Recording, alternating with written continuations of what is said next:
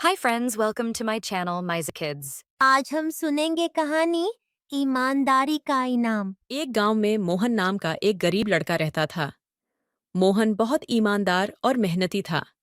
उसके पास ज्यादा धन दौलत नहीं थी, लेकिन उसका दिल बहुत बड़ा था। वह अपने माता पिता का हर काम में हाथ बटाता और हर दिन स्कूल भी जाता था। गांव के लोग उसकी ईमानदारी और सच्चाई की हमेशा तारीफ करते थे। एक दिन मोहन स्कूल से लौट रहा था, तो उसे रास्ते में एक चमकता हुआ बटुआ मिला। उसने बटुआ उठाया और देखा कि उसमें बहुत सारे पैसे थे। मोहन जानता था कि ये पैसे उसके नहीं थे, इसलिए उसने सोचा कि इसका असली मालिक कौन है, उसे ढूंढना चाहिए। मोहन गांव के चौपाल पर गया और वहां बटुए के बारे में सबको बताया। उसने कहा, मैंने ये बटुआ रास्ते में पाया है और मैं इससे इसके असली मालिक को लौटाना चाहता हूँ।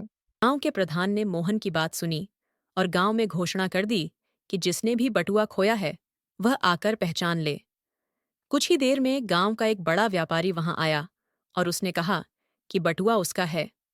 उसने बताया कि वह कुछ काम से शहर जा रहा था और शायद जल्दबाजी में बटुआ गिर गया।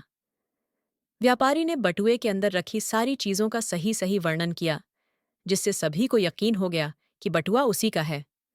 मोहन ने बिना किसी स्वार्थ के बटुआ व्यापारी को लौटा दिया। व्यापारी उसकी ईमानदारी से बहुत प्रभावित हुआ। उसने मोहन से कहा, बेटा, तुमने जिस ईमानदारी का परिचय दिया है वह बहुत ही महान गुण है।